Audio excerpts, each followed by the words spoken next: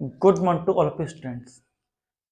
आज हम आप लोगों के सामने एक चैप्टर स्टार्ट करने जा रहे हैं, that is mechanical property of solids. जैसा कि हम सभी लोग जानते हैं कि मैटर की तीन स्टेट होती हैं, सॉलिड, लिक्विड और गैस, जिनमें से एक स्टेट होती है सॉलिड स्टेट। सॉलिड स्टेट के अंदर ये माना जाता है कि सॉलिड स्टेट के अंदर फिक्स शेप एंड साइज होते हैं और फिक्स वॉल्यूम होता है, और सॉलिड को हम रिजिड भी कहते हैं, और हम सॉलिड को कंप्रेस नहीं कर सकते। ये सारी प्रॉपर्टीज हमने सॉलिड के बारे में पढ़ रखी हैं। बट इन प्रैक्टिकल लाइफ हमें कई बार ये नोटिफाई करने को मिला है कि सॉलिड आर कंप्रेसिबल, सॉलिड को हम एक्सटेंड कर सकते हैं और सॉलिड के हम शेप और साइज को भी चेंज कर सकते हैं बाय अप्लाइंग अ फोर्स। वो फोर्स जो कि सॉलिड के शेप और साइज को चेंज करती है, उस तरीके की फोर्स को हम डिफॉर्मिंग फोर्स कहते हैं। लेकिन सॉलिड में एक ये प्रॉपर्टी भी होती है, जैसे ही हम उस डिफॉर्मिंग फोर्स को रिमूव कर देते हैं, वो अपने ओरिजिनल शेप को रिगेन कर लेती है। उस प्रॉपर्टी को हम इलास्टिसिटी कहते हैं। इलास्टिसिटी के बेसिस पर हमने सब्सटेंस को दो कैटेगरी में डिवाइड कर रखा है, एक इलास्टिक बॉडी एंड एक प्लास्टिक बॉडी। इलास्टिक बॉडी ऐसी बॉडी होती है जो कि डिफॉर्मिंग फोर्स हटने के बाद वो तुरंत अपना ओरिजिनल शेप गेन कर लेती है। वहीं प्लास्टिक बॉडी, उस पर एक डिफॉर्मिंग फोर्स लगती है तो वो उसके अंदर परमानेंट चेंज आ जाता है उसके शेप और साइज में, फिर उसमें कोई चेंज देखने को नहीं मिलता है। ये सारी बातें हम आने वाले लेक्चर्स के अंदर जानेंगे इस चैप्टर के अंदर। तो वन बाय वन करके हम इन सब चीजों को समझते हुए चलते हैं। So let us start.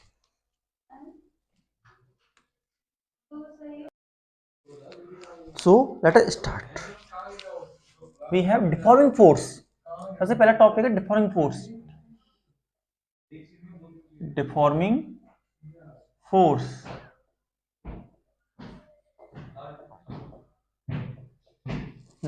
सो डिफॉर्मिंग फोर्स को हम कह सकते हैं force that change the shape and size of the body.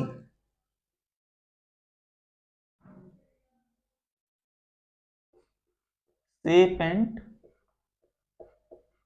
size of body। वो फोर्स जो किसी बॉडी के शेप और साइज को चेंज कर देती है, उस फोर्स को हम डिफॉर्मिंग फोर्स कहते हैं। और उस बॉडी को हम कहते हैं डिफॉर्म्ड। बॉडी जो होती है डिफॉर्म हो जाती है डिफॉर्मिंग फोर्स लगाने से। नेक्स्ट पॉइंट है इलास्टिसिटी। Next is elasticity.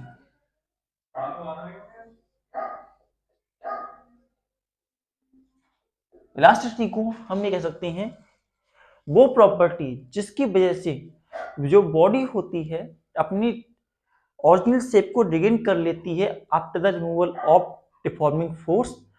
उस प्रॉपर्टी को हम कहते हैं इलास्टिसिटी। तो कह सकते हैं it is a property, it is the property of the body by virtue of which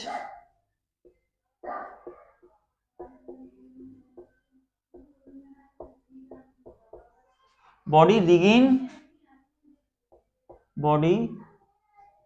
regain its original shape and size, original shape and size after the removal of deforming force. After the removal of deforming force, deforming force, deforming force के remove होने पर वो property जो कि उसे body को अपने original shape को रिगेन करने में हेल्प करती है, उस प्रॉपर्टी को हम इलास्टिसिटी कहते हैं।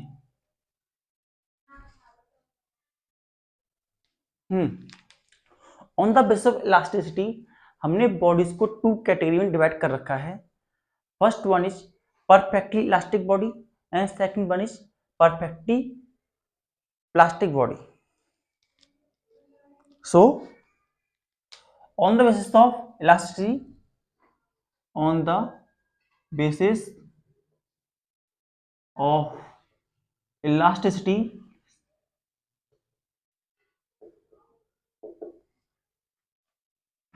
substance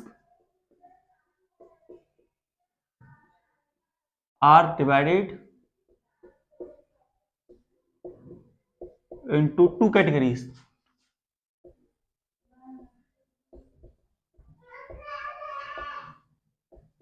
फर्स्ट वन जो बॉडी है उसे हम कहेंगे परफेक्टली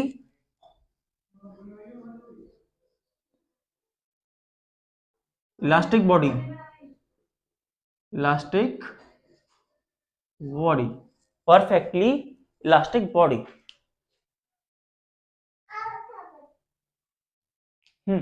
तो परफेक्ट इलास्टिक बॉडी कौन सी होती है? A body which regain its original shape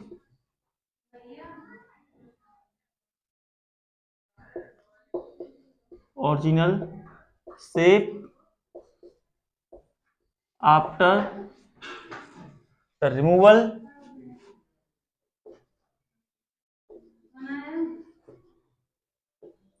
of deforming force.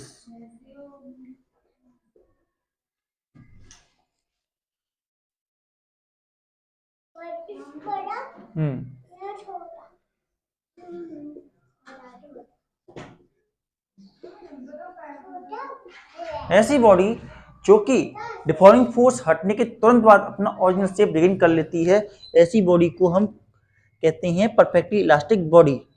यहाँ पर क्वाड्स जो होते हैं वो कुछ एग्जांपल होते हैं हमारे परफेक्ट इलास्टिक बॉडी के लिए. एग्जांपल है quartz. It is an example of perfectly elastic body we are going to be have. Next is perfectly plastic body.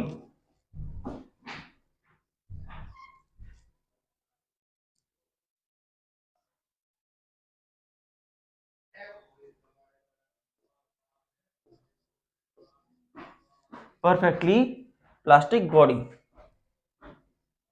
इसके लिए ये ऐसी बॉडी होती है जो अपने शेप को रिगेन नहीं कर पाती after the removal of deforming force. जैसे ही हम डिफॉर्मिंग फोर्स रिमूव करते हैं वो अपना ओरिजिनल शेप रिगेन नहीं कर पाती. परफेक्टली प्लास्टिक बॉडी तो इसे कह सकते हैं a body that do not regain its shape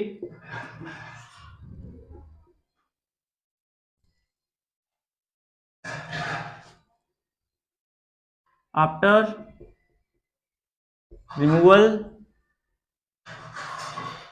of deforming force.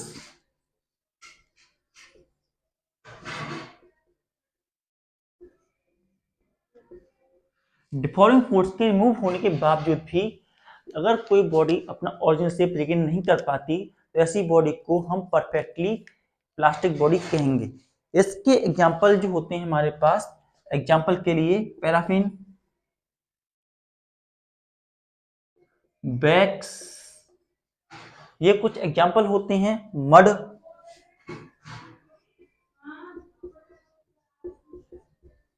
Putty,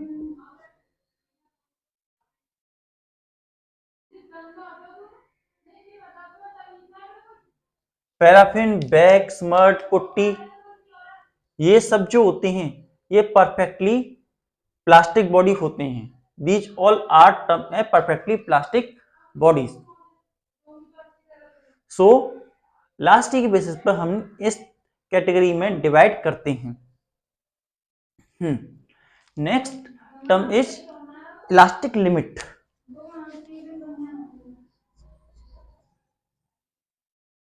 elastic limit. Next point we have elastic limit. क्या मतलब होता है इलास्टिक लिमिट का? देखिए, जैसे हम किसी ऑब्जेक्ट को उठाते हैं तो वो एक कंडीशन तक अपनी इलास्टिक प्रॉपर्टी को रिगेन करेगा। जैसे कि अगर हमारे पास एक स्प्रिंग है, we are going to have an spring. हाँ, हमारे पास एक स्प्रिंग थी, कुछ इस तरीके से स्प्रिंग थी, हमने इसे स्ट्रेच किया और जैसे हमने स्ट्रेच किया एक डिफॉर्मिंग फोर्स लगाई, या उसे कंप्रेस किया तो एक डिफॉर्मिंग फोर्स लगाई। तो ऐसी कंडीशन में वो डिफॉर्मिंग फोर्स हटते ही अपने ओरिजिन शेप को रिगेन कर लेता है। लेकिन हमने क्या किया, एक बार कुछ ज्यादा ही फोर्स लगा दिया, हमने बहुत ज्यादा फोर्स लगा दिया।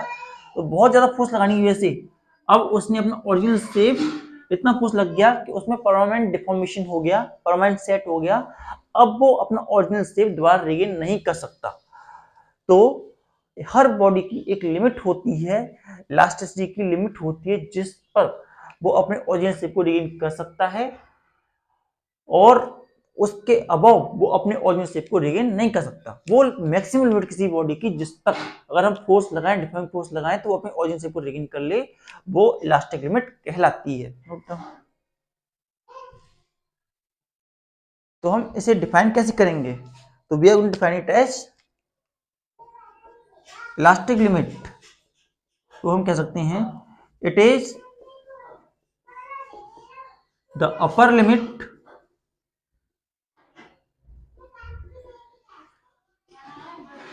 of the deforming force, it is the upper limit of deforming force।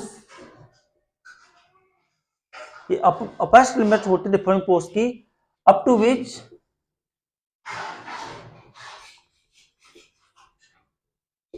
a body regain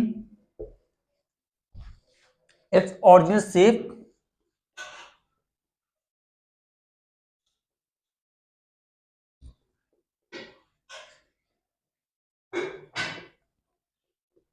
and size।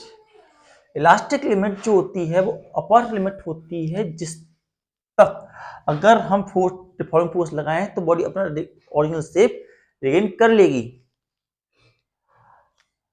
और अबव इलास्टिक लिमिट,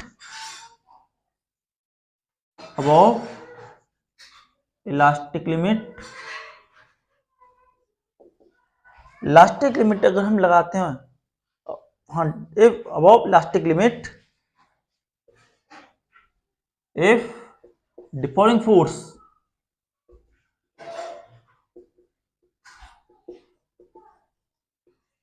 applied, और डिफॉर्मिंग फोर्स अप्लाइड की जाती है इलास्टिक लिमिट से ऊपर, then body is not able to regain its original shape and size, or its body get permanent changed, इसका shape and size permanently change हो जाएगा। हाँ, तो above elastic limit, if deforming force is applied, there is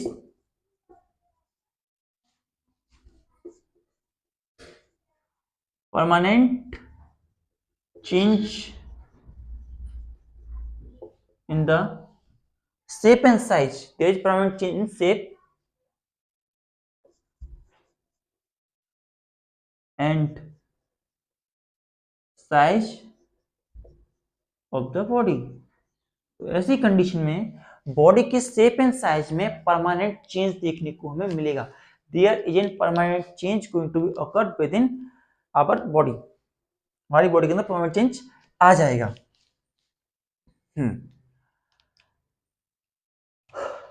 next term is elastic after effect.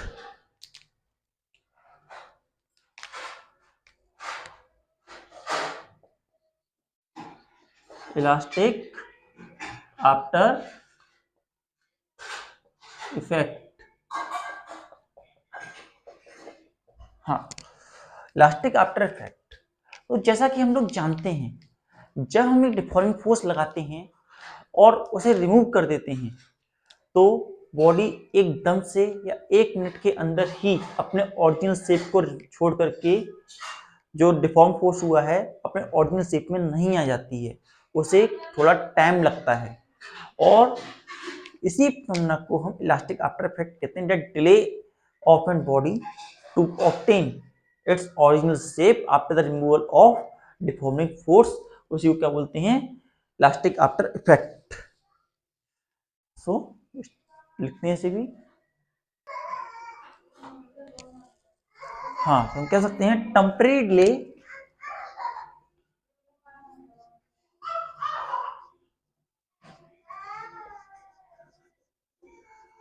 हाँ temporary delay in gaining original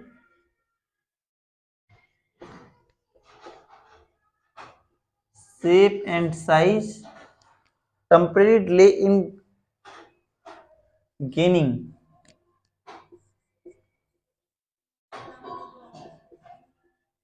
original shape and size after the removal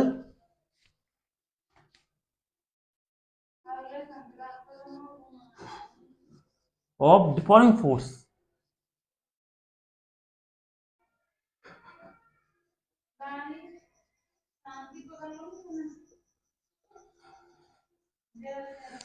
deforming force के remove होने पर body को original shape और size को gain करने में थोड़ा टाइम लगता है, और इसे ही हम कहते हैं elastic after effect. Next term is elastic fatigue.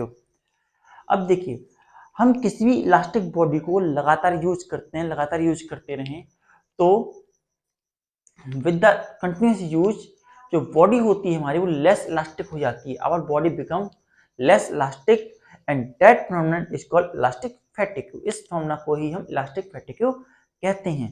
So let us write it also.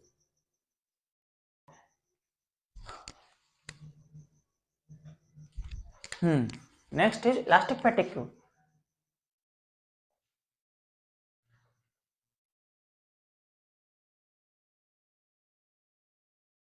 Elastic fatigue, तो इसे भी हम कह सकते हैं it is the property of elastic body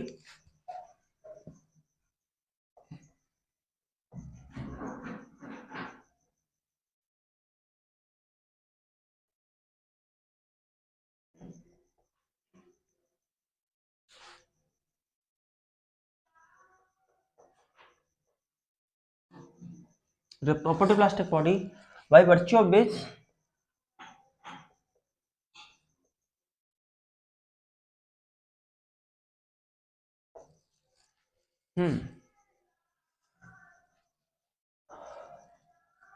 body become less elastic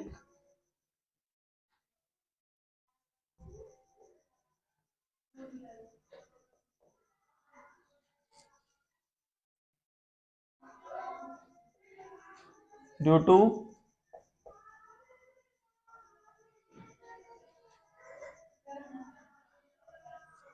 alternate या due to alternative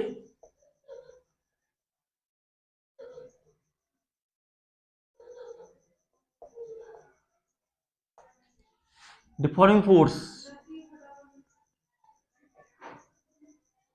मतलब कि अल्टरनेट लगातार बार बार डिफॉर्मिंग फोर्स के इस्तेमाल होने से जो बॉडी होती है वो लेस इलास्टिक हो जाती है। इसी प्रॉपर्टी को हम इलास्टिक फैटिग कहते हैं। Note it down.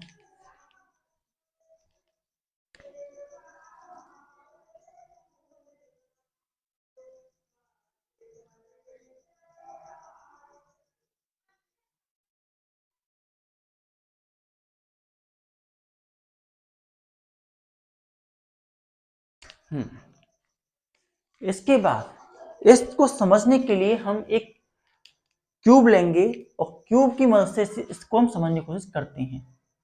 हम सपोज करते हैं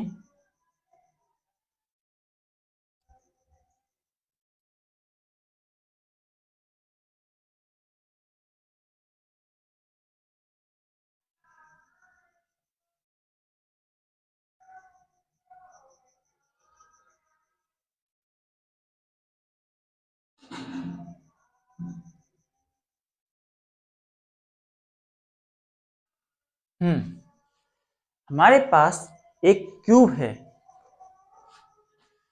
कुछ इस तरीके से यहाँ पर स्प्रिंग्स लगी हैं।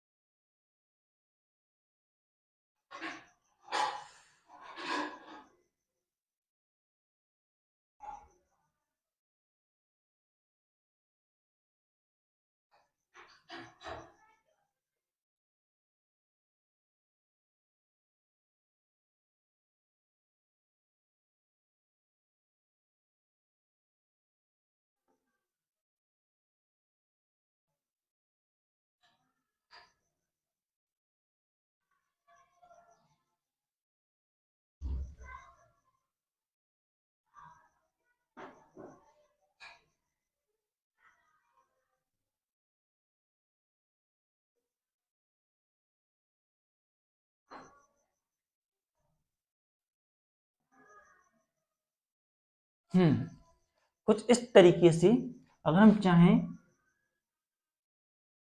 तो कुछ मॉलिक्यूल हम यहाँ भी देख लेते हैं ऐसे ही, जो कि हमारे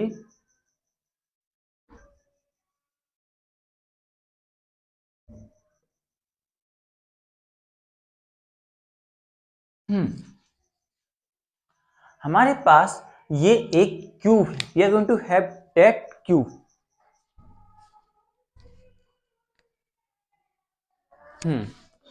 अब यहां पर ये सब जो हैं, ये these all are the atom, ये सारे के सारे एटम है हमारे पास। ऑल दीज यहाँ पे सब के सब ये एटम्स हैं।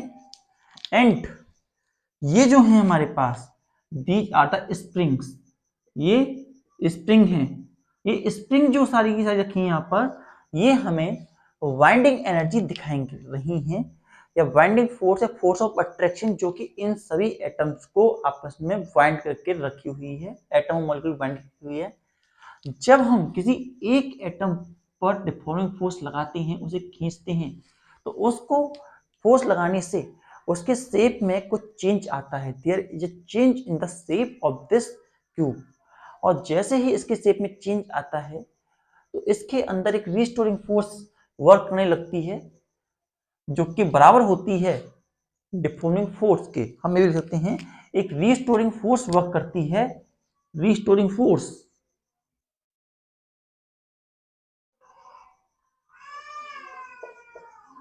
रिस्टोरिंग फोर्स, एक रिस्टोरिंग फोर्स इसके अंदर पैदा होने लगती है, और ये रिस्टोरिंग फोर्स जो होती है बराबर होती है डिफॉर्मिंग फोर्स के, डिफॉर्मिंग फोर्स के। लेकिन हर कंडीशन में नहीं, ये कब तक होती है? With in elastic limit, with in elastic limit. Elastic limit के अंदर जो डिफॉर्मिंग फोर्स होती है, वो रिस्टोरिंग फोर्स के बराबर होती है। अब हमने इसे जैसे खींचा, तो वाइंडिंग एनर्जी रिस्टोरिंग फोर्स पैदा हो रही होगी, और उसका शेप वही रहेगा। लेकिन जैसे ही हमने उस पे से डिफॉर्मिंग फोर्स को हटा दिया, तो वो जैसे ही डिफॉर्मिंग फोर्स को हटाया, तो जो हमारी रिस्टोरिंग फोर्स है, restoring force after some elastic effects, after some elastic after effect के, वो अपने इस क्यूब को ओरिजिनल शेप में लाने की कोशिश करेगा, और कुछ समय के बाद में वो अपने ओरिजिनल शेप में ले आएगा। सो अब हम कुछ पॉइंट समझ लेते हैं। डिफॉर्मिंग फोर्स, डिफॉर्मिंग फोर्स हमने बताया था वो फोर्स जो कि शेप को साइज चेंज करती है, उसे डिफॉर्मिंग फोर्स कहते हैं। इलास्टिसिटी वो प्रॉपर्टी होती है इसकी वजह से बॉडी अपना शेप को साइज रिगेन करती है। साथ ही साथ परफेक्टली इलास्टिक बॉडी, जो फोर्स डिफॉर्मिंग फोर्स हटते ही अपनी ओरिजिनल शेप में आ जाती है, वो परफेक्टली इलास्टिक। जो डिफॉर्मिंग फोर्स हटने के बाद अपना ओरिजिनल शेप नहीं ला पाती, वो perfectly plastic body. Elastic limit वो मैक्सिमम लिमिट जहां तक डिफॉर्मिंग फोर्स लगाई जाए, तो उस फोर्स के लगने पर बॉडी अपना ओरिजिनल शेप गेन कर ले, उस फोर्स को बोलते हैं इलास्टिक लिमिट। और अगर उससे ऊपर फोर्स लग गई, तो उसका शेप परमानेंटली चेंज हो जाएगा। इलास्टिक आफ्टर इफेक्ट, जो इलास्टिक आफ्टर इफेक्ट होता है वो जो होता है इसे हम कहते हैं थोड़ा टाइम लगता है in gaining the original shape and size. इस प्रॉपर्टी को हम कहते हैं elastic after effect. Elastic fatigue जो होता है, इलास्टिक प्रॉपर्टी में थोड़ी कमी आ जाना, इलास्टिक में बॉडी की थोड़ी कमी आ जाना ड्यू टू अल्टरनेट यूज, इस प्रॉपर्टी को हम बोलते हैं इलास्टिक आफ्टर फैटिग्यू। ये सारी बातें हमने यहाँ से समझने की कोशिश की।